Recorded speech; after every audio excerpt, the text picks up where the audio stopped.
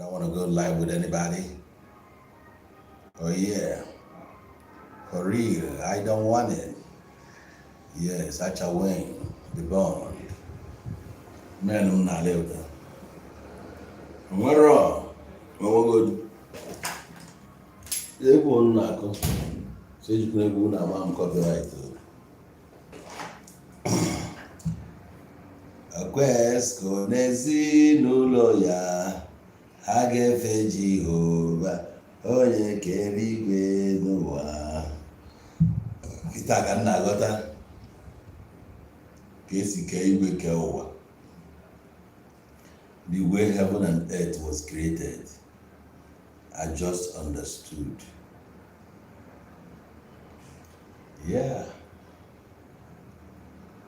Jehovah kelee n'igwe kee ụwa. Ọ nke ka o kreti debe etu o si chọọ ka ọ dị.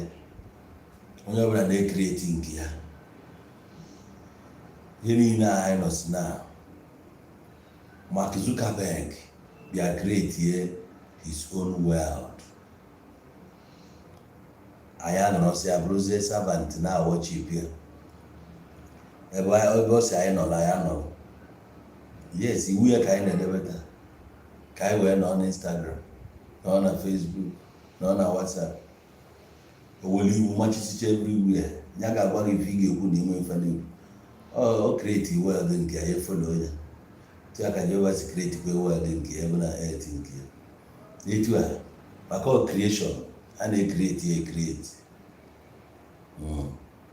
O kreti heaven and earth theory. The ideology, let's say, and them mother. How Jehovah. I want to know one tyrant some time ago who created his own world. The Neko si chalk or the name follow up, even Nimra contact. Oh, your man. The Equatorial one over contact. Who created heaven and earth. Using the Landian fully above heaven, they can say, above earth, they can say. My one, Malugo. How to create a world. How many people create a world? How many create a TikTok? Tinyeku iwu na guide ebe a. You got to go in or look on his own world. Makeba go si ebi ndụ nke ya bụ president ebe a. O nwere ife ị ga-etinye ọkụpụ ọba na ọrụ ije ọkụ mmụọ. Mgbe ị nọ 2 days emeghị TikTok. In 1 week, mee TikTok. I had it ọkụ mmụọ na. Obere oge ị ga-anọ ụbọchị a ga-erelease akaụntụ gị batakwa na heaven iriwekwa ka ndị ọzọ. Etu a ka esi create world, o nwere ihe ọzọ. Na Jehova create heaven and earth. O nwere ya nọ na achọ heaven nke ya, earth nke ya agago. Ọ dịgo outdated. Yes, o create nke ya mgbe ahụ. O nwere ndị ji Christianity rie nri, ma ụmụnne anyị jikwa na-eri kịta. All mmadụ create that thing, all concept, God, I say no God, all concept, ndị mmadụ follow up. Onye sikwa ebe o si pụtakwa o create ihe nke ya, ndị mmadụ ajoinụkwa.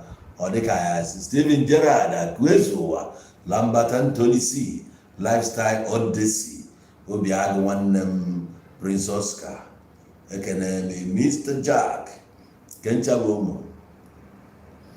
All right, today I'm gonna get straight to the point because I have a lot to look into, especially in the affairs of Anambra State, where it borders on the governor and his style of politics. I remember some time ago, the man who never a politician, so I got straight to the point, and so on and so forth. So many people who vote to Soludo didn't understand Soludo. Soludo, you know. Because if I'm a man at time, I want a Soludo contest in 2010 or thereabouts, or 11, those days, I can't win election because a lot of people were. You got to go, a lot of people were. So why I gave vote here? Obviously, so many people who couldn't a hero. Found out he was once the governor of Central Bank of Nigeria. Never go well anything this special to be the governor. You know, so I got the one where game we Igbo I consider the illiterate. When it's English, I consider the enlightened. So on ego akwụkwọ bịa bụrụ onye nke a na-brag about qualifications, this that na-akpọ mmepe ọnụ na-asị na onye anụnwa na ọdịrọ qualified to be this ma nke a na agụrụ akwụkwọ. So academically ọ na-try to be there. So many other children toputelu in this era ga na-enye anya ka ọ bụ a very great man. Therefore ndị mmadụ ga n'iru vote onye thinking na with exposure na ọgbara qualification ya na ọ ga-abụ the solution or what Anambra needs at this stage, especially after ka the previous governor nọchara the ego ndị Anambra mee ka o si dị ya mma wawa, we were left with nothing. So about a pathetic story which I have come here this morning to throw some lights to all the jargons and whatever the governor, his style of leadership, in our urban areas, especially places like Onitsha and then Mbo, Obosi, Oba, and then the rest of them. Thank you very much for coming through for me. This morning that I would like you to share my video so that other people can queue in or join us in this program. I have a lot to look into, especially yesterday in Onitsha, Anambra State. How many guys in the but still, some people are one day as soon as the Ocha Brigade in the tout. Soludo, TNC, and all. Now let's look at that man with Soludo. What exactly Bafa Soludo? Anyị nche niile bụ ndị Igbo. O nwere ife njọ ka anyị na-enebe anya. Onye ọbụla efu n'ụzọ nwere ebe o si pụta. Family o si pụta, fa nwere values. Family o si pụta, fa nwere culture, fa nwere capacity eme. Kedu ife ji wee hibe family a? Ime na anyị ga-achọpụta n'afọ Soludo bụ Soludo. Na ife na-ekwu Soludo. There wasn't anything like Soludo. Fa bụ Soludo. Anyị na-anya ebe ahụ. O nwere fact nchọ ka anyị wepụta di ya. Ọ bụrụ na iju ogbugbu ịṅụrụ udo. Iju ogbugbu ịṅụrụ udo. Ka ị wee ghọta how dangerous udo dị. Na the only choice ị nwedebe kịta gị ṅụrụ ogbugbu. Ma ọ sị na ya aṅụ ogbugbu. Iya aṅụ maka ịmago nke a bụ chọọ wee na ya ịmago ihe eji eme gị. So a na-adịgodoro gị linia ma isi gị ṅụrụ ogbugbu. Ma amị na-aghọta the thing.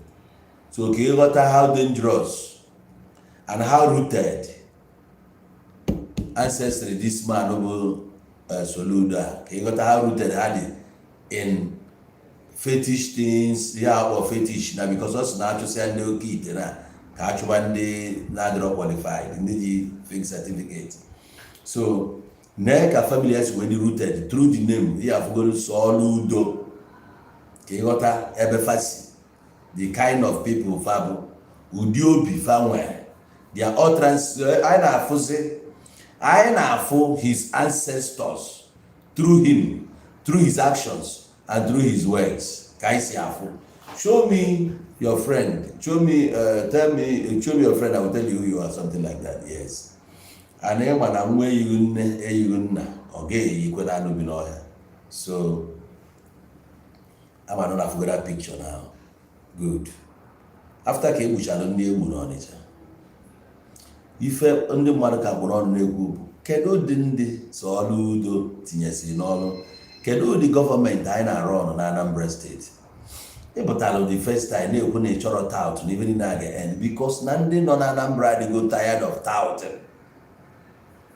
The ex-governor, the former governor, o yuzu ndị tout mekpa ndị mmadụ arụ well ebe a na-achụ tax. People now complain all the time. People now complain if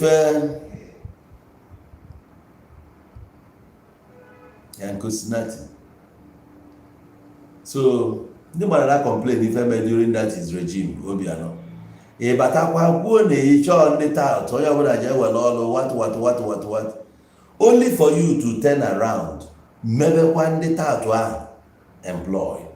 And since then ndị tout ahụ cause go more havoc in Anambra State than we can think or remember. This same tout bụ ndị cause a serious accident n'Ọba, trailer gbuo ma nkeke ma obele nwa weje akwụkwọ and stuff. The same tout up iwe ke record an accident ugbo because of this tout. Sometime 2 years ago, no or 3 years ago, around 2 years ago, otu aka trailer sikwa wee gbuo ndị mmadụ because of ndị tout. Ị ka na-eji ha na-arụ ọrụ. Ndị mmadụ na-ekwu ya ekwuti ya ife ọ ga-abụ bụ why iji agba gọọmenti mgba. Ị na-agba gọọmenti mgba because na-efu ife na-adọrọ ma voice anya out. So in civil service, because na ndị a ha na-arụ gọọmenti ọrụ, ha sign ọ bụrụ na contract as all gọọmenti mere employ, I have franchise civil servants, right? Need the qualifications ndị nke nwa bụ teacher, professor nesile anya filu certify ya ndị a ka fa na-arụ gọọmenti ọrụ. Achọ ka anyị na-anya na yo ka isi reason as a man. So this picture they create now careful ebe anyị na-eje and the final if I actually discuss.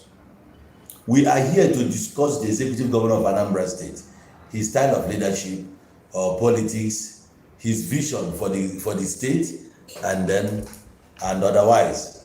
Now, onwe tape ncho, onwe video ncho ka play unu voice only again.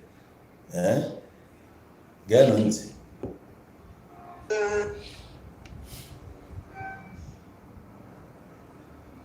Get.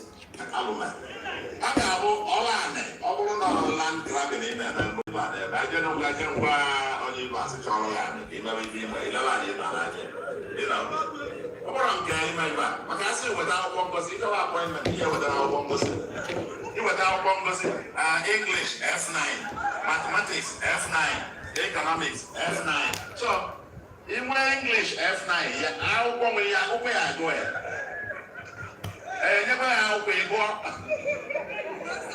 mathematics F9, you have to go with your number. I have to go with. I said, I'm around the economy and not primarily with F9, the economics. Basic economics, the one that's applied. Go with F9. And not quite bad. No wonder businesses in our Obido, Nana, Rabate, that Obido, business in on that. It's also land grabbing. Because I went F9 in economics, maths F9, English F9, economics F9, F9. So can you don't want to really know Malaka or that? Our election card for the Pulomona, in Anambra civil service, we are qualified to be recruited as a driver. You were F9, okay, in J school, data school is whom I'll focus even our weekend. Governor. Nah, I'm not going to be you himself. Can you buy a color my guy? Because anyway, I'll look at democracy. Democracy on your ticket party. You just go ticket party for that, and I'm governor. On what you're governor, let me see the governor.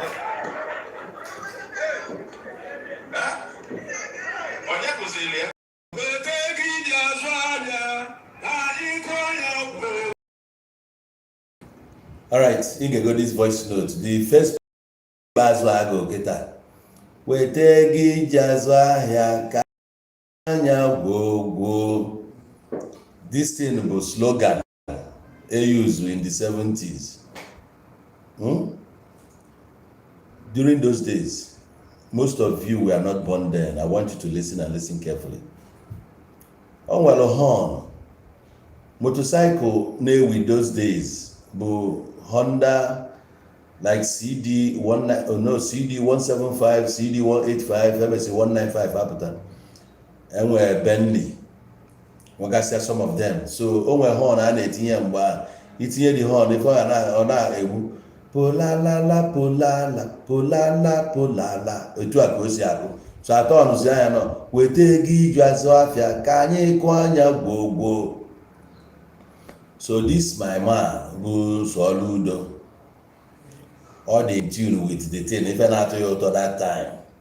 Wee bụ na egwu agụrụ ife gburi 1970 1980 ka na-enye ya ka ọ na-ederive goro joy from in this 21st century. Achọrọ nke ịmarụ ma onye ọ nọ na this century ka ọ nọ na osi from the previous one, ka anyị wee na-aghọta ebe anyị na-eje, because ebe anyị na-anya ya bụ ife na-eme today. Anyị nọ in a different era.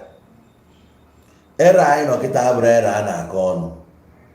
Yes, o nwere ndị ghọtara era anyị nọ n'ime, and na fa nwada brag ma foji masters, ma foji PhD, ma foji diploma, ma foji nka. No, ọ bụrụ ife Fabia. A typical example of ife na-ekwu bụ Abia State. Chinyere, governor of Abia State, the only thing ọ na-ege ntị ịnụ bụ ebe a ga-eji develop. Sisi abụ ibe ọ na-ege ntị, ibe ọ na-akọ n'onwe gị. O nwere time. Okay? Now, onye Soludo na-agwa okwu a bụ a political opponent ya from a different party. Wee bụ na ebe a na-akọ bụ na akụkọ ebe a bụrụ akụkọ anyị kwesịrị na ife na-eme expect bụ o kwuru okwu na this man enweghị ọ pasta because na o nwee F9 na economics, nwee F9 na mathematics, nwee nka na nka. Mana when it comes to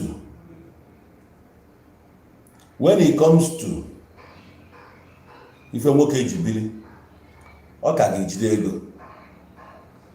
Anambra State mana ọ nọ ịghọtago ihe a sị na failure n'ọsọ land grabbing ka ọ na-eme.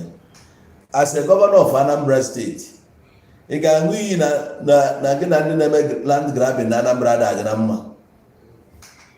Yes, because o nwere ndị na-eme land grabbing na Anambra State anyị a ije location ha gị na ha erikọ ọṅụkọ. Even ị na-enye ha contract, ndị na-eme land grabbing na Anambra State, o nwere ndị ama as land grabbers, ndị ịgraba na ndị mmadụ na-atọ ụtọ, yet ị na-enye ha contract. Ebi ebe a na-akọ ya jee land grabbing ọnwa anyị, ọ ka ọ bụrụ na land grabbing dị njọ, ọ bụrụ na ị na-condemn land grabbing in totality, why are you still giving contract to people ebe na na-eme land grabbing?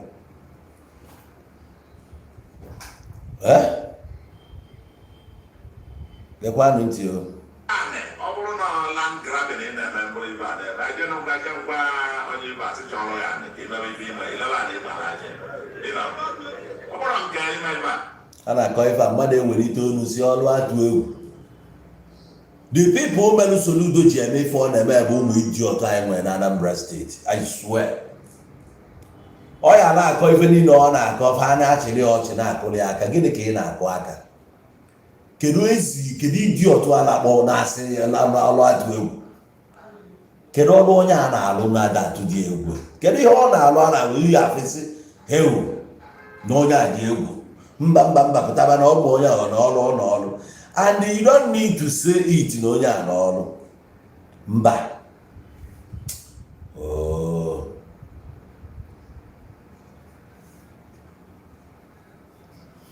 Ị na-arụ ọrụ ugodesi a, anyị ga na-efe ili ya ma na-ere ọrụ social media nọ. O nwee ife gbalụ ndị mmadụ gharịa afọ n'ogbe, onye ọbụla ga-agbanye ya n'ọkụ.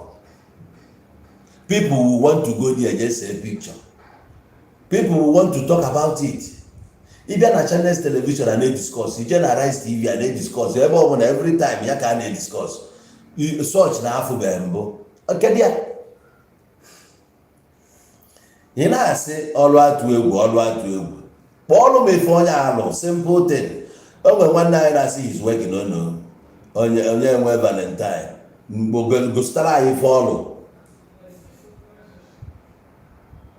gosi anyị ife ọlụ ife anyị ga-asị hey nna mba na nke a dị egwu ka anyị fịa gosi ya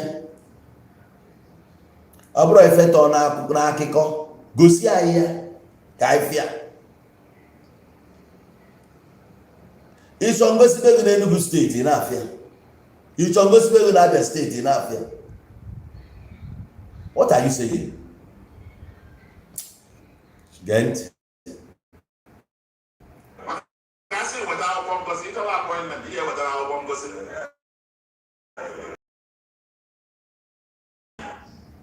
Nefe mmadụ na-akọ azụ back to his ancestry. Ọ na-afụ onwe as a great man today. Ọ kwesịrị mana the greatness abụghị ya nwa bidoro ya na onwe ndị bidoro ya nọ. Ife ada akọ ebe ọ na-adị. Ọ bụrụ na dị great today, don't think na enweba in your lineage ndị dịgo go great before. They are the reason iji nọ ebe. Your greatness si n'aka fa wee bịa. Yes. Amami na ghọta ebe nneje na. So Soludo na kwesịrị ịghọta capacity ndị be ha before ruo onye aka. Now, ọ bụrụ na nna ya dị great, na nna ya nwere ihe ọ bụ, one n'ime ha na-edenwu afịa n'English. How many nna ya nke ịtọ? Akpọpụta nwoke a edenwu afịa, dị ma n'oge ọ nọ na-edenwu afịa. Ọ na-asụ English. Ọ bụ ihe bụ mathematics. Man, all these things are stopped from being a great man. It never stopped them. If you were not getting so, we can rap each in Kemar Mart. Soludo, Nanya Keto, carry for pasta in English. Carry for pasta. Nya Soludo, get certificate, Oji. Get certificate, Oji. Oji, where was I no English? Damas, Danka. No, yeah, they go useless, or where's you qualified to. But the same person, one of them or not employed, get him. Huh? In a work sometimes, it was even on one day on analyze if you knew. I need your brain capacity, model your intelligence level. Another again. Mathematics F9. Economics F9.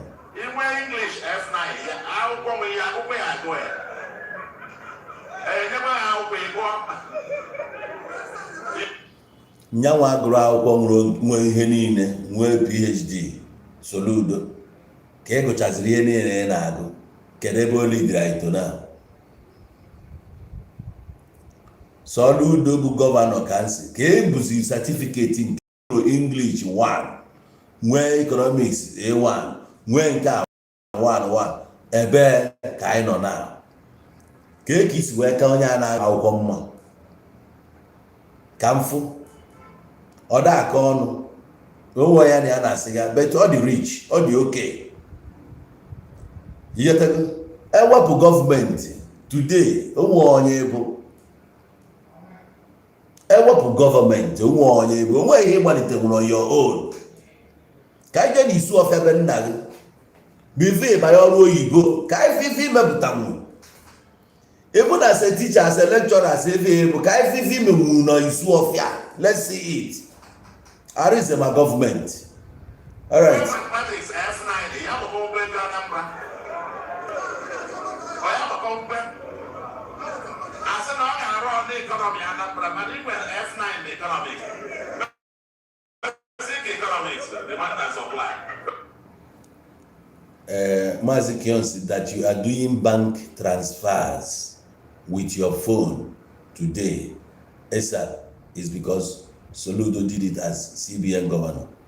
Soludo Melokeni. Ogo CBN governor can use bank app or where? Can go off mo. Ogo CBN governor can use bank app or if na akawa. No mbọ ya. Ọ bụ na ọ nọrọ ya ọzọ ga-eme introduce. Yes. There are things man bragging with. O wana move. Every recapitalization mgbe nke ya ma whatever. na bank ya ga-enwe ego na ka ha enwe nke abụọ ndị otie. Ọ bụrụ na ị mere ya, somebody else can do it. You dey there with your own power.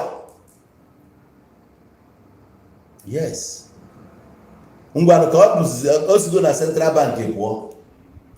Kedu app n'one ya nwa mepere na side nke anyị ga-eji wee na-arụ ọnụ transfer ka ọ dịrị ya easy, especially market women. Anyị onye ọbụla bụzi foonu n'aka. Ụmụ nwaanyị anọsi n'ime ahịa na-azụ ahịa. Ịma ihe a na-akpọ momo. Ihe a na-akpọ momo. Momo dị na Ghana ebe a. Which na agadi nwaanyị nọ n'ime afịa, gịnị a ga-eji nwe momo transact ya.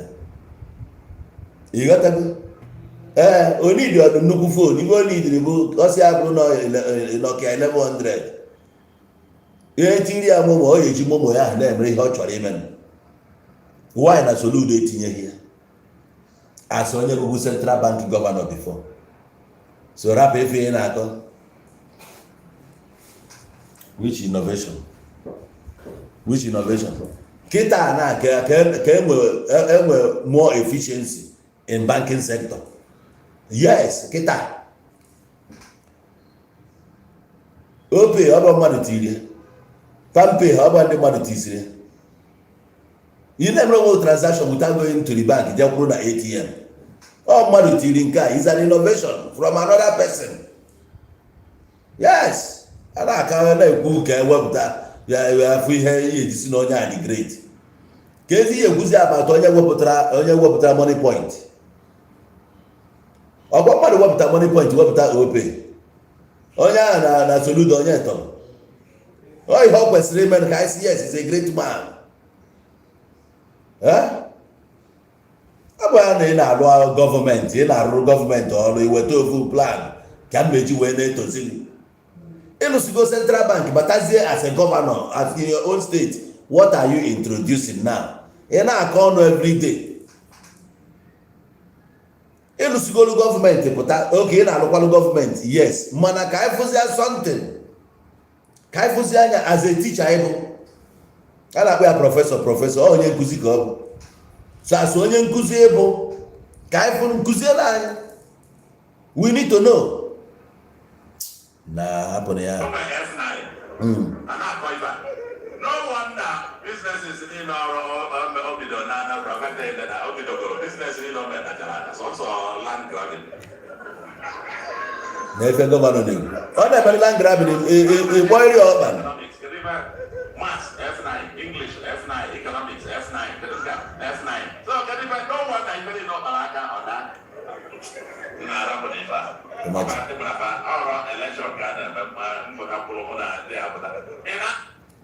Ikwesị ọ dị pụtara politics, nwa ya ha na-akọ. Politics, ife na-eme agba ya bụ politics. Gị na-ekwu okwu ife ju uwe obibi iwe, bitterness, envy. Mmadụ ga-abụrịrị your topic. Epụta ụdị ebe a na ife ebe ọ nọ wee na-atụwatị ebe ọ na-atụwatị. Lenia. Ịghọtago? Ị bịara ife kwugo okwu ọtọ ụdị politiks a ka ị na-eme esi na ịgụrụ akwụkwọ. Ma ọ bụrụ na apụtara ịpụta ịtọrịa ekia na dị maka ọrụ just na-ejeje nnọkpụrụ na klasrum akụzigidere gị ofu ihe ịpụta masta adịten dị perfect n'ihe a. Ọ ya ka eji na-elukwu down ọnụ ndị ọzọ. Ife ndị mmadụ chọrọ ịma hapụrụ ha qualified edi. Ife a chọrọ ịma bụ result ị ga-enye nwanyị. What can you do for us? Ebe anyị ji isuo Igbo.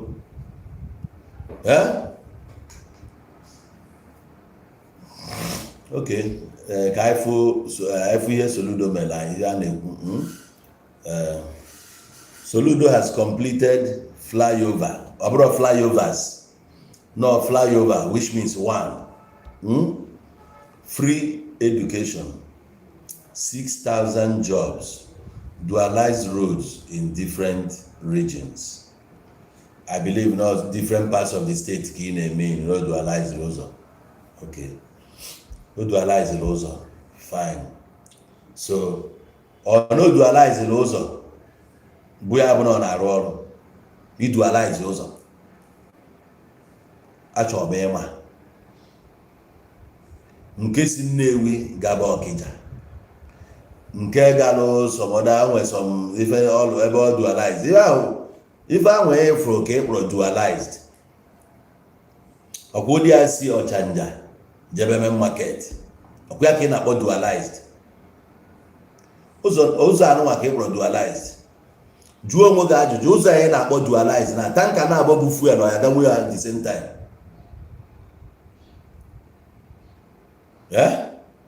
Ana m ajụ gị ụzọ ahụ esi na dualized 2 tankers ọ ga-aganwe ebe ahụ at the same time, like na tanka bụ mmanụ na-aga nke ọzọ abịa ka o mee ya overtake, ha na-abụ ga-aganwu di ya. Ọ bụrụ na ịza ya yes, ịgba na ekwesịghị ibi ha na 21st century. Let me tell you, ke standard adụrụ anyị gota ya akọvarị akọva, ụfọdụ ha ji obu gota, ọ bụrụ na o bu gota akọvarị akọva. Ụzọ ahụ ọ rụrụ onwe nke ifuru eji penti maakị ya maakị ya, one ka amakịrị amakị, one ka ị ga-afụ road signs n'ụzọ ya, one ka ya pụta fụ road signs na ya, one ka ya pụta fụ traffic light na ya. Ụzọ ahụ ọ lụgasị ebe na ebe ka efu traffic light, ọ itinye ha na traffic light na Nnewi ọgwụna ebe na one ka ịpụta n'ụzọ ahụ ọ lụrụ fụsị ya traffic light fụ na gota na arụ nke ya sị na nke a bụ pure standard road.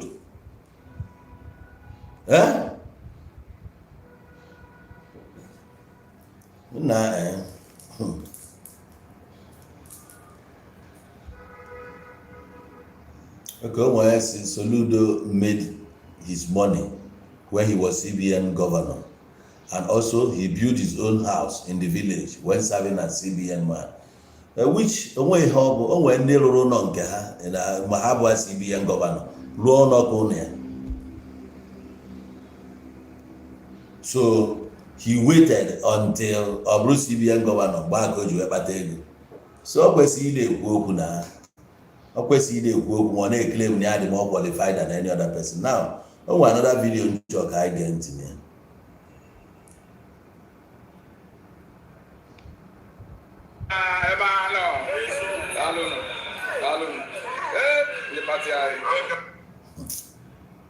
The party the mmadụ dị proud of apụga na gee ntị.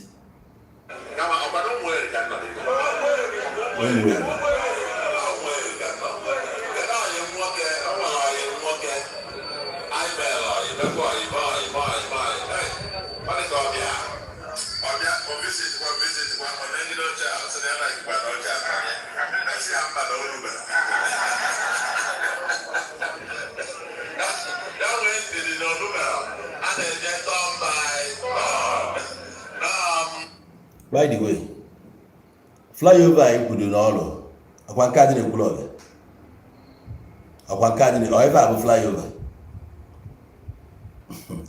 Ndị be anyị amakwa ihe bụ flyover. Enwere flyover nwee ya bụ jump over.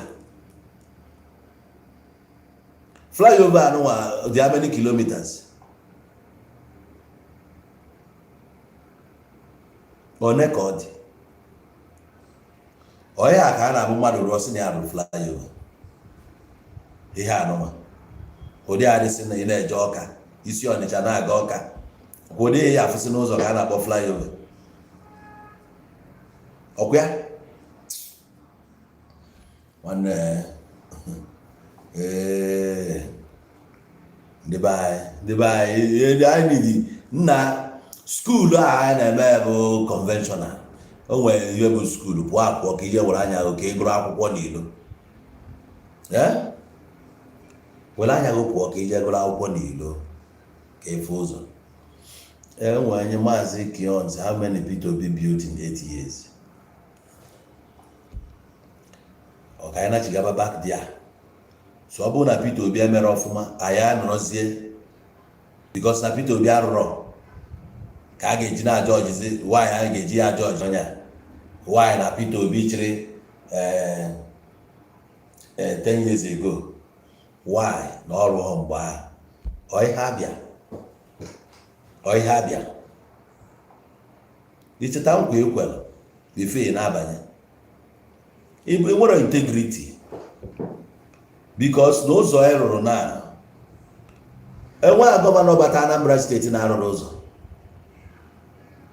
Every gọvanọ chịrị Anambra arụ ụzọ, ebe nke na-achị ụzọ 3 months bụ Lady Veji Etiaba, ọ rụrụ ụzọ agara how many months ka ọ nọ n'ọfịs rụọ wọdụ gasị ụzọ, a na-arụ ụzọ. So ihe na-arụrụ ụzọ abụghị ihe ị ga-apụta n'iru akwụkwọ si na-ede proud of. I don't know if you are getting it. But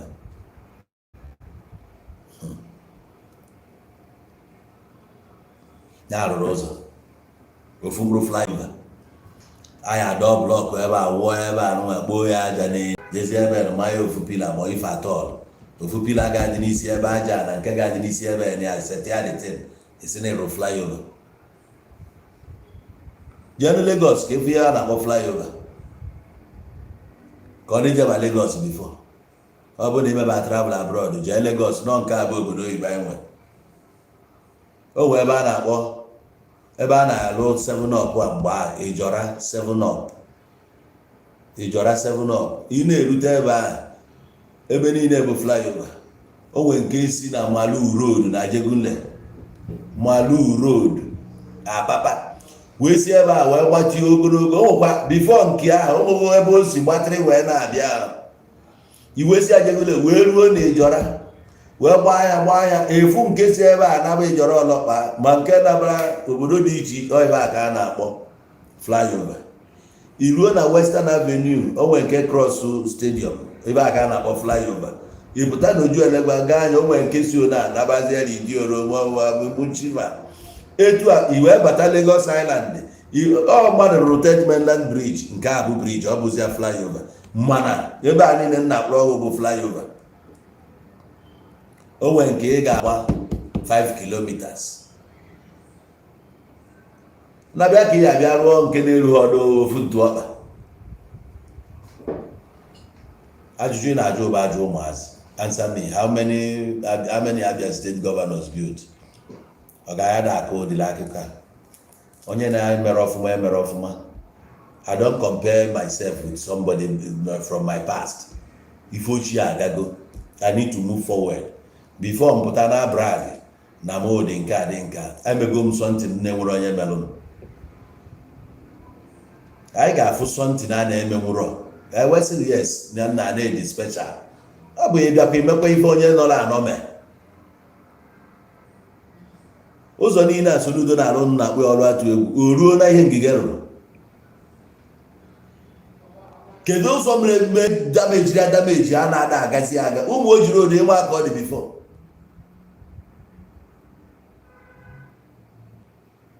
Free education ndị mmadụ na-akọ na ya free education. Ọ na-ezi free education o ji ego ya sponsor the education abi ka aghọta o nyere free education o ji ego ya sponsor abi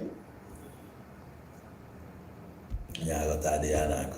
Ndị bụ na ha na-ekwu okwu ọ dị ndị a bụ ndị bụ na ya bịa n'obodo a na-eme unnecessary argument eji okwu ụmụnna ọ na-akọ mmiri gịnị na dị na free education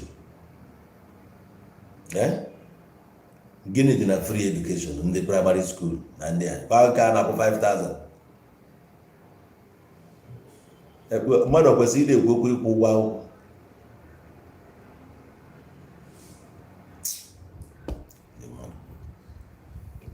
So o wee bụ na onye pụta na-etinye ọrụ atụ egwu because na abịa fechabeghị asị na-arụrụ ụzọ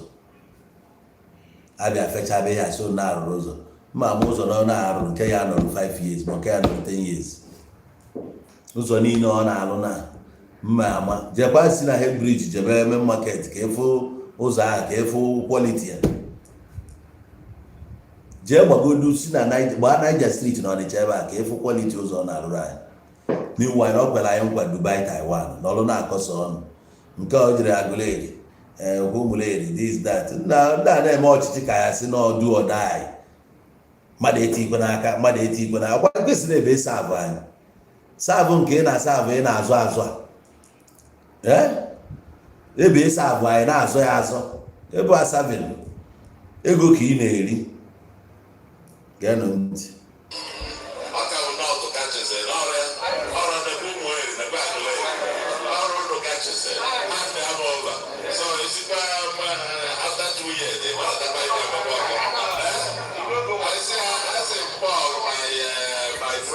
lee gọvanọ unu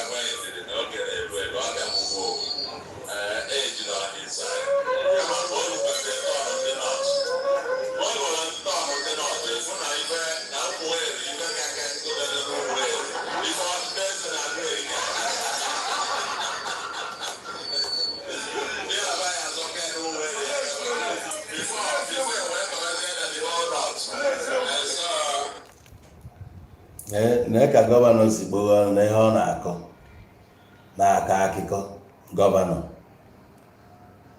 ike ịnọ n'ọfịs adịghị fesie ihe bịara akụkọ bụ ihe na-akọ ya dị time na-achọ onye na-akọ ọnụ onwe otu ezigbo ọrụ apụta na Anambra steeti ọkwa ndị mmadụ na-agbafe Anambra wee jebe Imo steeti gbafee ya gaba Abia steeti ọkwa na Ọnịcha ebe a okwu ahụ aba n'anya bido half of flyover for the first time flyover arụrụ that year ọ bụ na flyover a bụ ndị kịta arụrụ ọ ka adago because na before Obianọ ji wee pụọ o nwere flyover collapse on flyover alụ how many years mana nke a dị n'elu Ọnịcha makwa how many years ago arụrụ ya o nwere vidiyo ọzọ Soludo na ihe ọ na-akọzi ifere na-eme m I swear ihe ọ na-akọ na the video ifere na-eme m na ndị be anyị amaghị bụ politiks echere na-ekwu were ihe ịlụpụtara na Anambra steeti wee na-etu ọnụ ka ndị mmadụ na-asị nna ya na ọ bụrụ na ikwuru under 3 years na ihe ime na titi na-ekwuru onwe ya gị nwere n'idiri akụkọ iwere ọnụ na-akọ ma o nwere neti na ifro dị special because ihe mbụ mkpa mbụ ka m fụ ihe a dị special na Anambra nọ ihe anyị chọrọ efu what is special onwe ihe ifo n'ọkwa the same thing Dubai ka iwa anyị enwena na Dubai Ụkachukwu bụzi onye bụ your headache Ụkachukwu kedu ihe apụga na-eme na Anambra steeti a ga-eji dị proud of apụga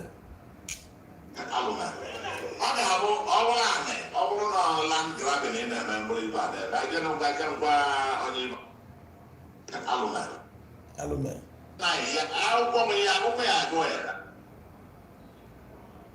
basic economics, the one that supply, government F9, and not Toiva.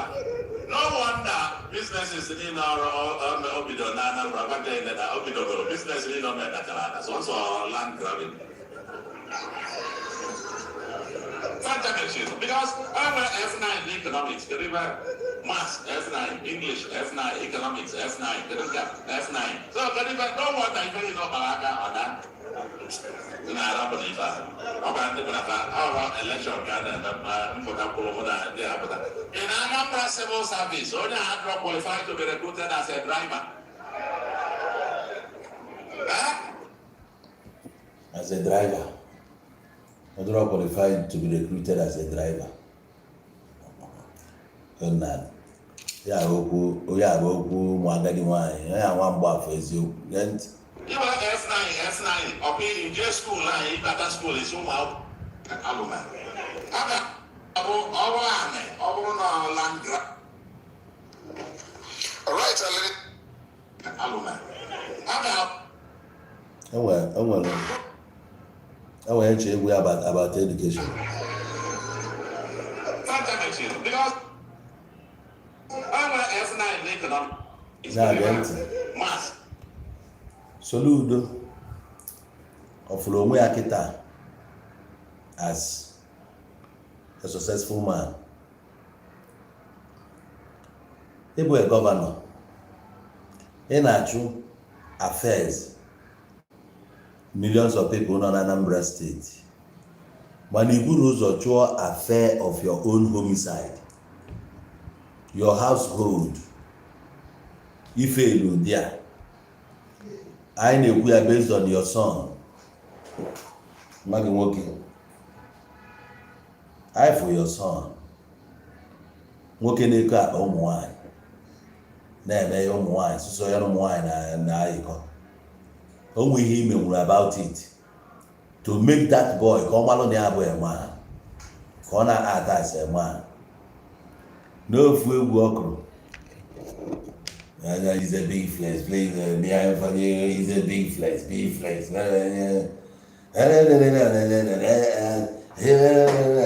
Let's go. Me and you forever. Let's go. Let's go. Let's go. Let's go. If I know. So as a father, if we need fail with that side, he will ever have F9. Yes.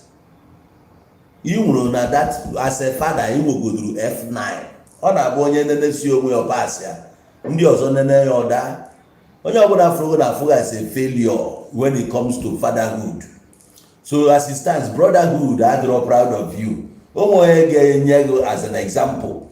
More couple, as your lecture, don't give them talk on how to be a father. You're not a good father. Even a good father, your only son.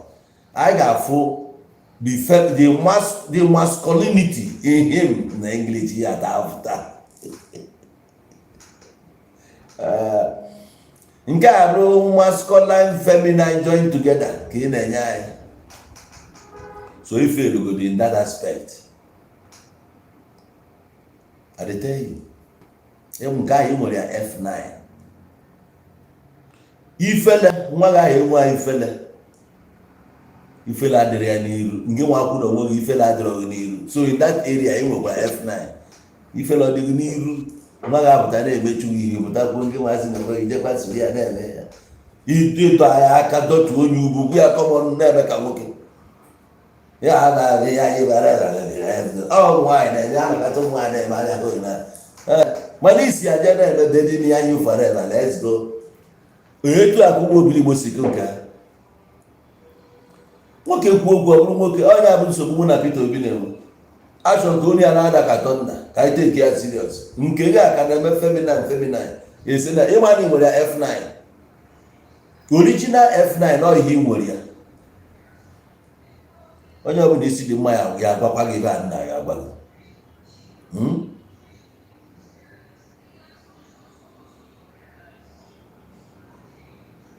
oge onwe ya na-akọwa onye a na-ekwu okwu a na I don't think na onye ejenugo ụka gee ntị ka ịnụ ihe kọmentị mmadụ. High chief, also you are very wrong. No, if he had all his children not doing well, then you can say that one out of many doesn't make him a failed parent. Oh, if I'm mmadụ ji 100 sheep pụọ ofu arapụ 99 je chọta one na nke onye na-efu ama m onye ọbụ onye Igbo ife tinyere n'aka kwesịrị ka ofufuo ihe niile a bụ generation si gị na-arụpụta ị ga-agbazi nkịtị ka ofufuo na mmadụ bụ 100 sheep ofufuo ọpak ya 99 jee chọba nke a wetie ịnụhọ the prodigal son jire jee gbaba agbantịrị ngere mere ọkwa nna ya n'ole na ọ na-anata send ejesi n'ụzọ jee mee ya welcome onye nke a na-ewe iwe si ya nwa mechikwe n'ọrụ gbapụra gị nọ since na onye nke a dịkwa ka onye nwụrụ anwụ since mana otu ya tego o nwere joy na-adị na ya ikwesị ịgba nkịtị ka o mebie na nke gị onye a bụ the only son. Don't tell me no jiri nne na ome nke a. Ofu nwa nwoke ọ mụtara. Ọ kwesịrị ịgbadosi anya ike ebe a. Ị na-ene nwoke anya na-ebuko mbu n'akpa. Nwoke na-ebuko mbu n'akpa nke ahụ ọ bụghị ya bụ onu nke a. Ọ bụrụ ka Chukwu nwoke na-agbasi mbọ ike na-ahọzụrụ na-emere onwe ihe ya. Ka ị na-ewejiri ọnụ ma nwa nwoke na-ebugharị ya kombu si na-ebe good father. Ife elu good as a father, ị kwesịrị ịma na ife elu. Once ife elu, you know you are a failure. Rapia otu a ka ọ dị. Ife elu. Onye mmọnwụ ya dara ada mana mmọnwụ ya dara ada. Ọ ka ọ dị. Ọ na-akọ ndị mmadụ ọnụ. Ọ sị agụrụ n'otu ka ọ mụtara. Ofu ekwesịghị ka onwe ya mere ya. Nke ahụ o gosigodoro anyị egosi ka anyị na-anya na ya. Nna anyị agụ akwụkwọ ma ha ma akụrụba ha kpara ka ọ dị. Ịghọtago? Ha ma akụfa kpara akpa. Ndị a gụrụ akwụkwọ mana ịjụọ ya bụ ihe ya niile dị, ọ masị ebe ọ debere ya, mmasị ebe ha nche niile dị. What are you saying? F9 English. Okay, now. F9 economics. F9. Ihe eji mana everything abụkwa na education. Na-ege ntị. Ọkwa sponsor. Ọkwa gọvanọ anụnwa bụ Soludo ka ọ sọ Soludo. Ọkwa enwa sponsor ka egwu a nwa ya nwoke tiri. Ka ndị ọ sponsor nwa ya nwoke ka ndị abịa gbara egwu. Anyị fụrụ onye obodo. Onye obodo adịghị anụ ready ebe render service ya for free. Anyị fụrụ Ezege adọkwuru ready ebe ime ya for free. N'onye obodo na London. MCA1 enwekwa ike ibi nyere service ya free. Now, mmadụ taa, ka qualifications ha? Kedu their qualifications? O nwere nke ji master's degree dị ya. Mana ife anyị ya na ndị anụnwa dị very important to push the album of your child. If you go ihe niile abụ education ga ka ị need to get there. Onye obodo na-eriju afọ. O nwere ebe ọ na-eme rice. Onye si they did it free. Onye bụ free. Onwe anything dị ka free ọga nọrọ nwayọ. Onye a nwere ebe ọ na-eme rice. Ọ gụcharago nke ọ chọrọ ịgụrụ nụ. Ma o ji ha mụ PhD. Wee bụrụ ihe ọ bụ taa. Imechara si PhD holder. Ifugo na owere eri onye abalị uru. Ije kpọọ onye ha bịa. Ị ka arapụ ha nchara na ha bụsị na ha ekwesịghị ịkwụ ebe ịkwụ. Mana ifugo na-enidiri ha. Onye ọbụla dị very important. Enetu na mmadụ anya n'ụzọ nke ya. We are all important. If I have one syndrome na-enye ndị be anyị nsogbu. Because of certificate iji n'aka ife ilo na-edi more important than everybody. Mana ụbọchị o set ya ifuru inidikwelu ndị a. Yes. Inidi ma onye gụrụ akwụkwọ ma onye agụrụ akwụkwọ. Na niile na-etu mmadụ anya. Ifugo na ala onye obodo gị oyiri akwa ọ chịfee ya azụ. Amụgosi gị ya Jimmy na UK. Jimmy yirikwa efe ọ chịfee ya azụ. Ihe niile a na-eme agburu. Mana agburu a na-enye ha nne.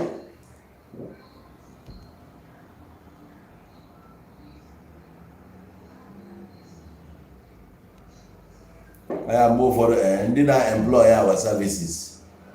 Ha nwere ka nsi afụ ha. Kedu ihe ndị afọ n'ime anyị wee na-employ our services? And then you all to mock us because now we are ready to do anything because of money. Oh, yeah, for in us. Why not in India a better appointment in your government? Because entertainment industry had the honor your government. In one ministry for entertainment and all that. These guys don't want to find okay to head na anyị nọ gbakpọkụ Edike, the former governor Bonzubi Michaels, new Anambra State government. Why na ndị kịta na onwe nke ịda eyi etinye nwudi a ka ọ lụbara ọrụ ka revive entertainment industry na Anambra State. Imewuru such a thing. Mana na ebe ya akpọ ha iyuzu ha na this album dump ha. You don't need them. mana ka mụkwa thousands of people ga-apụta like your son na-akụ egwu echi ka ndị ga-epromote ndị ahụ. Why not create zie that nke ọ dịzie adị ama na gọọmenti na-arụ ọnụ ya. Ama mgbe na-aghọta ebe m na-eje ka ị wee ghọta how intelligent our governor dị. Onye a si from a different century. It's not for today. Ọnwa ihe a na-akọ. I'm telling you. Where this thing na-agba gị na wee mere ife. Ọ bụrụ na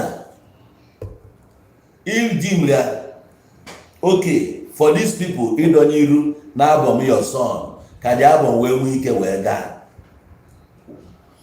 That is to tell you that they are very important in that regards. Ọ bụrụ na your son nwere ike choose that thing as a career, ị na-ya for that he's not the only one in that field. Enwere so many people in your state ị na-achị na-emekwa the same thing. Onye ga-enyefa boost?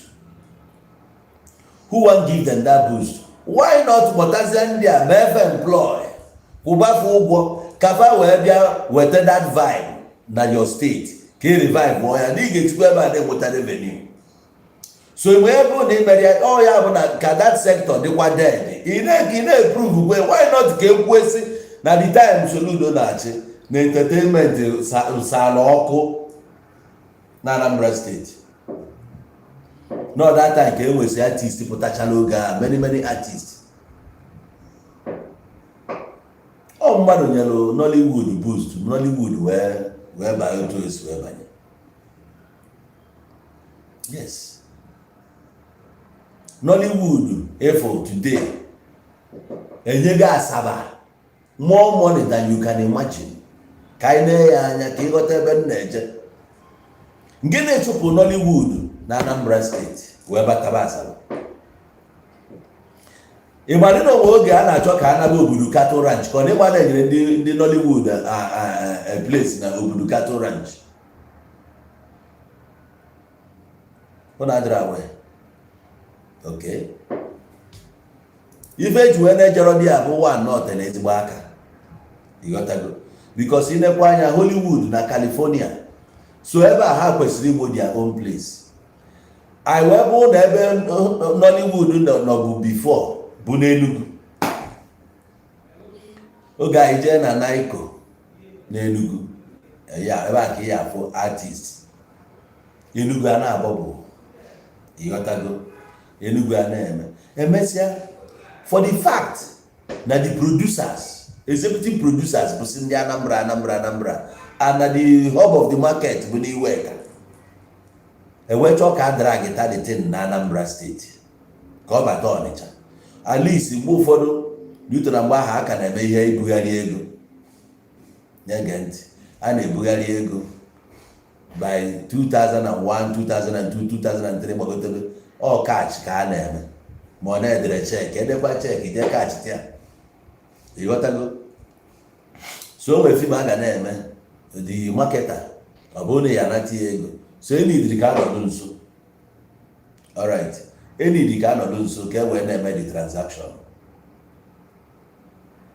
And onwe ihe ọbụla enidiri asị ego ka e na-enye equipment ndị ahụ ife dị agha ga-anata osi Lagos ụzọ kwụsị n'Ọnịcha ka o bie nkenke ewee mee ya adopt. Ewee form from Association of Actors Guild of Nigeria a form nke a na-akpọ AMP. Yotago Association of Movie Practitioners. A form ya n'Ọnịcha.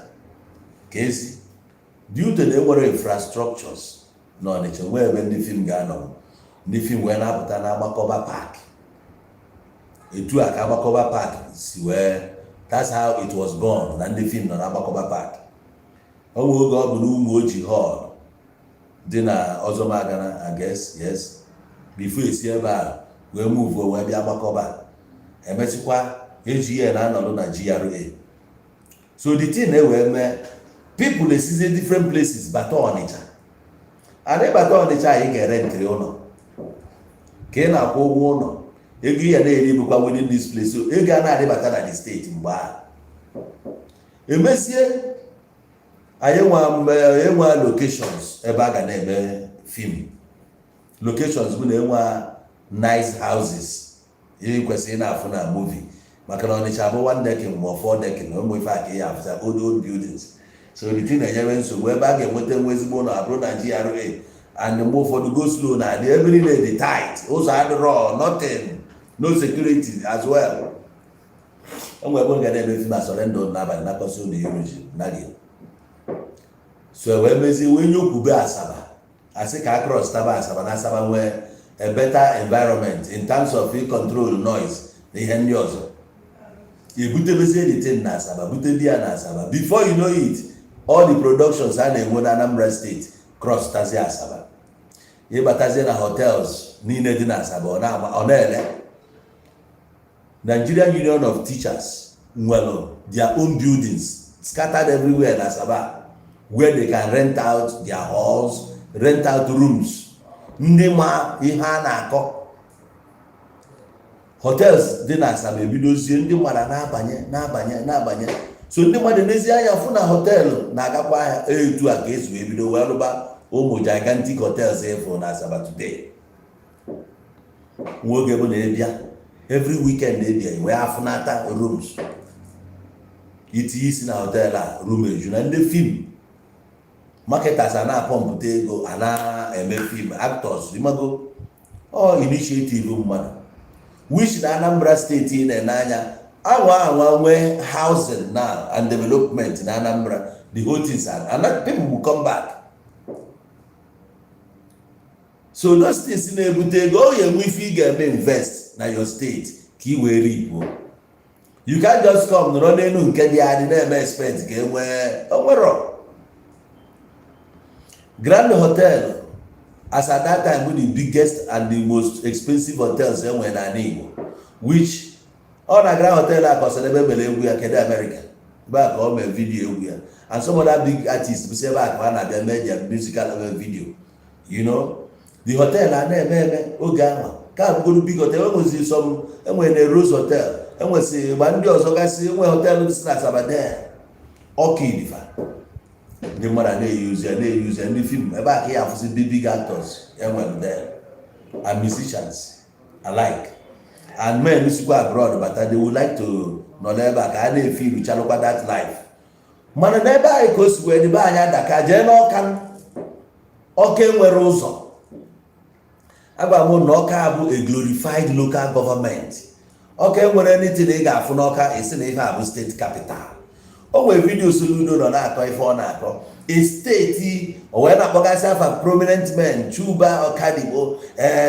steeti Dr. Nnamdi Azikiwe a steeti Igwe Nwafọ Orizu a steeti ife niile ịkpọrọ afa most of them kpalike when Anambra State was still Anambra oge Enugu ka nọ n'ime Anambra falụ si ọlụ fa there na state capital bụ Enugu other places onwere ife alụ dị a ife abụ one problem anyị na-enwe anyị ama ife bụ development aja na gọọmenti amụ ife bụ ka anyị distribute sie ife ka otu o kwesịrị ịdị ịchọ ka develop Anambra State o nwere ife ị ga-eme attract and some parastatals ị ga-ebusasị ife niile ama adị n'Ọka ụfọdụ bụ n'Ogidi ka ọ ga-adị ụfọdụ adị ebe dị ona ụfọdụ adị esi ona atụsasị anya mgbe ife a na-ebute development mana nke abaja n'Ọka ha chịkọnye ọnụ ihe niile a nọrọ na still nothing. Ke the biggest market enwere n'Ọka ọkwa eke Ọka ahụ etu a onye standard market etu a ka ọ kwesịrị ịdị gosi m ofe ihe fụ n'Ọka gosi na Ọka bụ capital gosi ya ụzọ ihe agbagodo bata Ọka ụzọ ga-agbagide gị egwu isi Ọnịcha na-eje Ọka ị ga-agbagide egwu n'Ọka ụzọ ha na-eme moto go na gburugburu otu a ka ihe esi megide flyover anwa moto go bụ bọtọ onwe nke bụ na ijigu breki nya moto ya fly dapụ area of neatness ka a na-agụ ka ụzọ n'one ka amakịrị ka ndị isi na-adịrọ mma ma ndị keke gị na maka na-azụ ụzọ ka ha malụ na keke kwesịrị na-agba n'akụkụ ụzọ. Kedu ihe ifu dị n'Ọka? Nothing. So kedu ka esi attract investors? investors abịa ka ebe fa ga-ebi. Ọ na gọọmenti ekwesị inwe housing scheme lụọ dị ụlọ subsidize anya ka ndị mmadụ bata ba nwee ihe nri afụ na steeti a efu na steeti a dị promising. Anyị jegide ruo na Dubai and some other places, ife anyị anyị ruo ebe ahụ ekwu ụgwọ ụlọ a na-achụ ya achọ ozugbo nweta ụlọ dị a na-alụpụta mmụọ amụọ na-alụpụta na-enye ndị mmadụ. Ọ bụrụ na gọọmenti enwe low cost housing estate, gọọmenti ga-enwewe steeti nke fa lụsị anya ụlọ ịbịa ibinye aka mee ife niile achị ịga akwụkwọ ịbanye n'ụlọ gị. Yes, echi kpọọ ya Soludo quarters bụ ife sọ gị kpọọ na Kensington steeti ibi na ebi na steeti dị na amarago na ebe a ọkwa mmadụ rudo ka esteti ndị ọzọ gasị lụọ ọnụ ka ndị mmadụ fụ ebe fa ga-ebi. People can come into the state with ihe ọbụla ka ha kwụsị na ala ahụ na hotel ka ha nwee ụlọ. Ọ gọọmenti na-eme ya. Ọ bụrụ na ị mere ya asị na alụ ka at least good anyị afụ na ihe anyị na-afụbeghị mbụ ka anyị na-afụzi na. So for ndị fim ịnachighata azụ ha ga-afụ ebe fa ya na-alarụ fụsịkwa na ọmalịcha ụlọ fa ga na-egosi ndị mmadụ because na onye ya bụ ego tourism, people may want to come ka fa bịa fụgasị ife a na-afụ na the movies. Enwe ife dị ka African village gọọmenti ga-alụ. African village, people can come there n'ọnya nọbịa nọsịa ekwu ụgwọ naba agwaghị ego na na-akwụ na apartment ebe na Asaba sisu ede apartment na Asaba ebe a o nwere nke ya akwụ 300,000 nwee apartment ede nọ 200 enwere nke 150 nwee nke 100 cheapest nwere ike bụ 80,000 ma ọ bụrụ na ya afọ gịnị dị na ya anaghị aka mmadụ nọrọ 1 month o si abroad nata bịa kwụọ ụgwọ ya nọrọ onwe cheki onye na-akwụ 100,000 every day ego ole ka ọ ihe agbaka ya. Ọ bụrụ na gọọmenti tisiri ode ha mee nke ha 50-50 ịgbakọ ije kwụ 100,000 si ka ị kwụọ nke 50 nọ na nke gọọmenti si ebe a na-arịkọbakwa the money back na-enwetakwa ego ha spend na ya to ease the life of the people, attract ndị mmadụ ka ha bata na your state. Above all, ihe alụlụ dị ya without amount of security abụghị wesị ndị kechiri ime ije debesịa ndị a na-eme ya ụmụazị ụjọ onye na-apụta ihe ọ na-afụ bụ terror, ọ na-afụ danger, ọ na-afụ na a ga-egbu ya. No, mee ka ndị mmadụ nwee that confidence nọ na your state. These are the things I chọrọ ịfụ ihe a na-afụbeghị before. Mana afọ ebe a we know this year. So ka ihe na-ada atụ ga-egwu elu okpoke a mmadụ rụrụ ya new heaven, ọ mmadụ se plan a eme ya approve alụ ọnya. Ọ bụrụ na gọọmenti ama emewu gọọmenti agwaghị ngwa bịa ka elesi ha ana iwere amịrị ihe ezidi onye ekwu na pata na achọ ka alụ ebe a na alụ adị ụlọ gosi na ọ gọọmenti rụrụ ya. Ebe ka anyị nwere such thing na Anambra today? In which local government ka anyị fụrụ ya? Kedu ebe which na-enwe ụdị ha na many people ga-abịa lụọ ọnya ọ bụla a new city where things are happening, people can stay there. Asị gị na ọ bụrụ na ị chọrọ ịgba ngwọrọ ịnaba na that city na ọ garakwala ọnụ ịma na ngwọrọ gara ala ọnụ go there ka e nwee sanity ka hapụ ịbụzi onye pụta ọ na-eme mkpọtụ. Ọ bụ na ndị film na-eme mkpọtụ, ọ bụ na ndị musicians na-eme mkpọtụ, ọ bụ na ndị dioda na-eme mkpọtụ, ha ga-ada side eje ha biri ebe a mere ebe onwe ihe ha ana na where you can government nwe ihe niile. Why is this government not doing it? Then epụta sị m na ebu nke abụrụ nke ọzọ. Such a city we can create ya nwa obere ihe na oiva ga-epush bekwa ndị mmadụ abatabakwa na the state na-abata na-afụ ihe ọfụ ebe kpọsị afa ndị ekpọsị gịnị ka ha mere.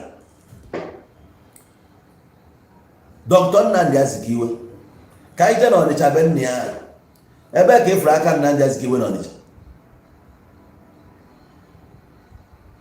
onye alụ DMGS ka onye alụ CKC Obonian missionaries.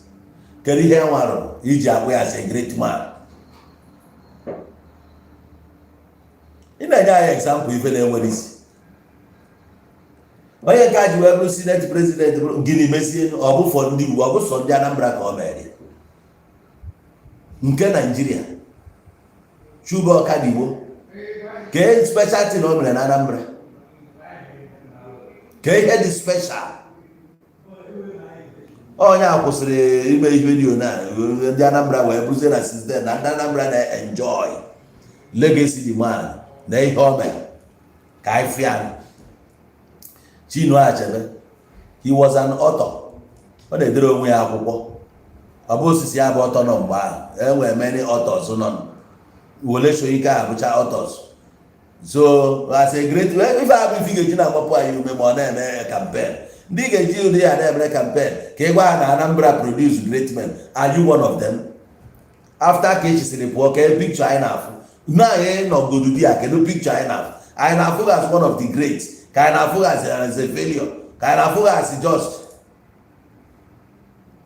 Ị na-akpọla anyị afa ndị a na-akpọsịla anyị afa ndị a. Many people amadụ na Nnamdi Azikiwe bụ onye Ọnịcha. One otorogodu n'ala Igbo. Otoroghị o toro ebe a na-akpọ Zungeru. Ebe a ka a zụrụ ya. Ọ dị ka ndị ọ bụere ewe ka mgbe ahụ. You know, a na-eme ha transfer kwa eje ebe. We don't know am too much n'ala Igbo. Onwe ha much influence until o si obodo oyibo nata by 1935 na ndị otie. This is abụgo things of the past, ruo independence. Ọ na-achụ his own ambition. Pilot bụ newspaper ya adịghọ n'ala Igbo na Ghana ka ọ rụrụ ya. Gịnị ka ọ mere n'Ọnịcha? Kedu ife anyị afụ n'Ọnịcha na-epi ya Dr. Wellen Nandes? Ibe niile abụ politics. Mụnwa onwe ihe ifuru dị special dị n'Ọnịcha today bụ na ọ ya debere ya ka anyị fịa. Anyị afụrụ ọnụ. Ị na-akpọsịla anyị afa ndị a ndị just na-achụ their own interest. Since ahụ ekeziri Anambra State since 1992. Kedu ihe ọfụ batara Anambra State? Negodo International Conference Center nke Anambra na negodo nke Enugu na. Nke anyị afịfịa jụ n'iru ya. Fence ji that International Conference Center jee ka ịfụ ka ọ dị. Afịfịa tochiri ebe niile. Agbaji ya penti. Ụzọ gara n'iru that conference ebe a bụ nke Anambra State. That road ya agbanwe ya. Ị na-agba etu akụzọ a ga-esi na mmadụ na-agbagoro ya jebe Amansi. Ịgbago ụzọ ahụ jebe Amansi Old Road ahụ. Ịgba ya etu akụzọ a ga-esi wee na-eme. Ị ga-agbagide egwu etu a. Na wato yo. Conference center nke anyị nke Anambra State nene nke Enugu pụtara host godu ndị lawyers. That thing alone, you might go on that thing attract into his state. You might go on attract. You want thousands of people be at that show. Who follow Buchoy Hawaii. Most of them Buchasa Webia. Lord, you say how Massa. I never try here. State and Waka. Chop needed not there. Money in them. And then never. Most of them go on your drive was straight. You join a supermarket. Go see Ocho. Ebe go do condom le well. Where say I had a zoya would hear them. Asabeba. Eba kita. Okay, 20,000 lawyers. Different convergence there up to 30,000. Or about 20,000. Okay, was at most 30,000 lawyers. They are DJ. The other side chicks don't never import. But at the state. Who follow their driver where they Hana driver high where bia. Ụfọdụ do family ha bia, ụfọdụ do friends bia. You want to dey go back na the state. Ha riri ego ha dia. Negari anya gba fuel na filling stations. Negenti. Ha gbasiri fuel na filling stations. So ndị elegodo ahịa, ndị lele fuel lele ahịa. Condom lele ahịa. Hotel niile juru eju. And now they are see so those hotels wherever they go their foodstuffs. Ndị a na-elesa foodstuffs le lafia. Ego bata na the state. Onye abụ na state na Bogote. Ihe niile a na-eme. Ọ dị busy. State kwesịrị ịdị busy. Yes. Enugu a na-emove ị na-akọ na-alụ mmụọ hotel presidential na Enugu arapụsi so many years or dị dilapidated. This man abịa renovate bido n'isi ibu ya na-egwu ebe ihe ego ozugbo. Ịghọtago? The place ihe ife niile a na-eme n'Enugu. Anyị anọrọ ebe a na-akọ akụkọ ịbata Ọka ị na-ajụ ebe a bụ steeti capital. Ebe a bụ steeti capital. Ị na-eje Unizik Palm site, ị na-eje side ahụ dee ka ụzọ ya dị, ụzọ mebigide jeru ebe ni iwe na-ene anya na the school fensi school a ụfọdụ dara ada ọtọ ụtọ agbaghị ya penti afịfịa etochisicha everywhere. Isi Enugu na-abịa Anambra ife ya afọ bụ bad roads gosi na this state eso n'ihe ma gị bata Enugu ịgbagide bata Enugu taa na no single pothole, street light everywhere, ụzọ adị very wide, ị na-akụ speed na-aga ebe ị na-aga. Mgbe ị na-eme Anambra approach ife ị ga-afụ bụ a bad road. Iwe soro bad road a wee jegide wee batazie na ịbata n'Ọka ka irigoro flyover ọtụ na-aga elu. Etu a ị na-apụta polisi ekwechiri ndị na-ayọ ego. Etu a everywhere ezigbo akụkọ a na-akọ dị ya. Ụzọ adịsịa very tiny. Isi ka ije na legislative quarter ha na-ene ebe akwa nke ndị bi ebe a. Ụzọ nke a sị na-arụrarị na-ene ụzọ anya na-ajụ gị na-ebe ya. Gọvanọ Kunio jee na Abakaliki street jee na-egosi onwe ya na ọbịa Abakaliki street. Ka iche nje ya afa eme nke a. What has this thing got to do with state emove? A na-ekwu achịkọrọ ndị agbụrụ wujuo n'ụzọ asị na ha bụ ndị aka odo. Mmadụ enwee right jide mmadụ ibie were aka odo na-akụjisi ụkwụ na aka esene na-arụ ọrụ n'ugbo onwe gị bịa wichika anyị n'ọrụ bụ ya. Buru aka odo na-akụjisi mmadụ ụkwụ for gịnị? Onye disaidịrị ka lọya disaidịrị na aka odo ka eji kụjisi m ọba na mụ mere gịnị? Kedu my offense o ji wee bụ na ihe a ga-eji ga etilu wit me bụ aka odo? Onye a na-akụ m aka odo a ọ dị qualified ịkụ m ya? Ọkụ ya kụjie my bone, gịnị ka ị ga-agwa m? Nna anyị na-eyuzukwe sensi anyị. Mmadụ ga-akpụrụ mmadụ ibi ya were aka odo kụgide ya itinye aka kụjisie mmadụ. Ụfọdụ ka akụchara adị paralyzed. Ọgọ bụ na oruo na onye eme ihe sekpụrụ ya ha dị over to polisi na-ene ya prosecute okpụpịa court edecide ya kesi onye a. Onye je nga ojebe nga ọ bụ na ya akwụ fine ọgbọ fine, ọ bụ na adị aka na ntị echi ya wọdị na ọ nabụrụ onwe ya, ọ bụ na oturu community service agwa ya na ife ọ ga na-eme.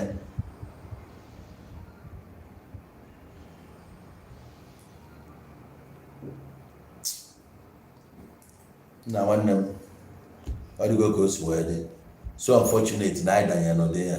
Onye nwa na-emekwa campaign wanting to become or to continue nke ị mere eme o nwere anything this special or spectacular about it. Ọ bụghị sports ka ị na-promote. Kebe ga-abụ the future of our children. Anyị nwa na-anọ nke anyị ọgwụgo ọnọgwezi anyị ga-contribute in the area of sports. Na Asaba ebe a nna ndị a na-host to show steady nke ha mere ụbọchị a bụ all Nigerian universities gịnị na-ebata na-afụsị ogologo moto ndị Abia steeti, Plateau steeti, Lagos steeti. Etu a ha na Asaba ebe a ka nna agwa gị ịchọ putu oke ọdụ ka agwa gị na Asaba here. So people na see different all the 36 states na the federation bata Asaba. Ijesua ụmụ họteelụ dị anya ebe ukuchana ya their contingents anọrọsị ya dị ya. Mgbe niile moto ha na ebe a na-eje car wash na-asa moto, ha na-agba fuel, ha na-eri nri na kantin, ha na-eme ndị vulcanizer na pump taya, many things a na-eme ego a na-abata na the state. Gọọmenti ha hostcha gọọmenti agbakọ mma na ha nwere game ụna na etinyekwa another one. O nwere nke aka mechara mbọsị ụka gara aga na Asaba na mbọsị ụka gara aga ka aka finish ya. Aniru ebe a ndị amasị ndị mini trade fair because ebe ọbụla etiri ụdị game a ndị mmadụ na-ebuche ngwa ahịa batacha dị ya na-azụrụ onwe ahịa life adị dị ya ihe a na-eme mana ihe afọ ụdị ihe a na awa steeti ihe a nọbe na-akọ ọnụ arụrụ ụzọ ọtụtụ ụzọ ka a na-arụdụ na Anambra mmadụ abịa sị na nyere free education. It's a shame. He created 6,000 jobs. Which kind of job he created? 6,000 jobs. Who they hope was on the market for 4,000? Like a pop man of 4,000. Which job na job he created? He was 6,000 now. In case in the teachers in there. Then we have 5,000 job opportunities for them. And many teachers employ. Everybody can put a minimum wage. Upon Kimo State, those are the material. Oh, Brian got that ego. See now 420 something. The lawyers 200 and something thousand.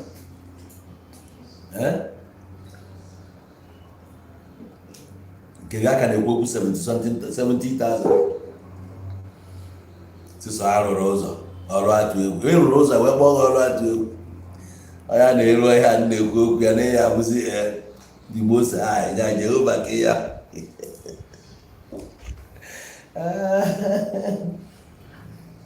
Ihe a dubata ndị China na Anambra steeti ka a bịa rụba fon ebe a. Yes, ọ Peter Obi ji edubata ndị bịa a na-arụrụ anyị bịa mmanya bụ ihe mara mma, mmanya bụ ihe na-eme obi aṅụrị. Anyị bụ ndị mmemme, you can change it. Hero na-azụ gbuogbuo, life na-azụ, trophy na-azụ.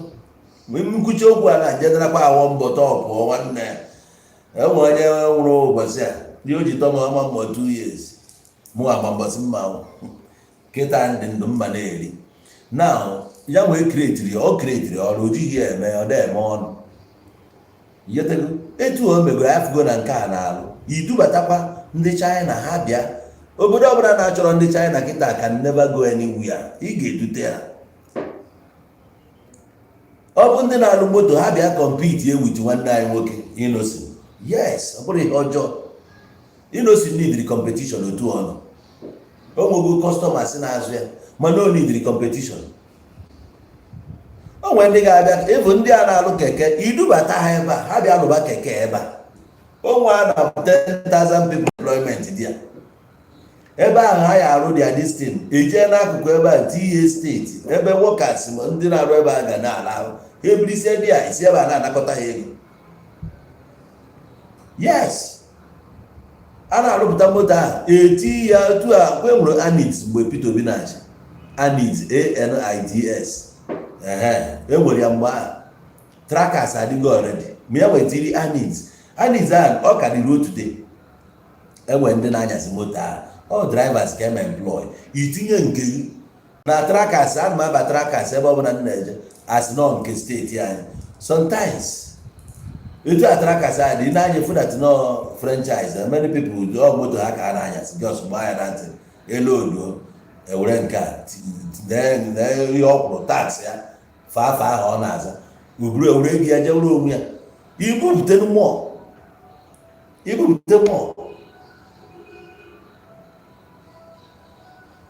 na nwere ihe nzuru ọsị na owe onye ori o nwere ihe nzuru mma like ma Ako Plaza o nwere ihe nzuru ọsị na owe onye ori e nwere ihe nzuru ịgwa na ụmụ ụwa na onwe ha na-ezo ezo. Nwanne m o nwere some certain things bụ na ọ na-eme na steeti anyị na ike abụghị gọvanọ ya wepụta time na-ekwu okwu ihe a ga-eme ka obodo anyị mụvuo na-abịa aka ọnụ aka ịkọ ka nwaanyị kpọbara aka n'ime aka nwekwa aka ọ dị na emesịkwazie mba hapịa. O nwere ike bụrụ njakịrị ka ọ na-amụ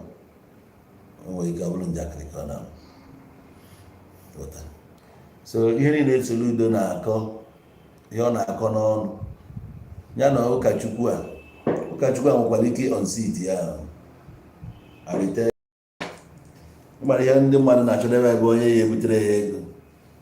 Ụkọchukwu a nwụrụ ụdị ego ya ebupụta kịta na Soludo ya feelu second term ya bye arite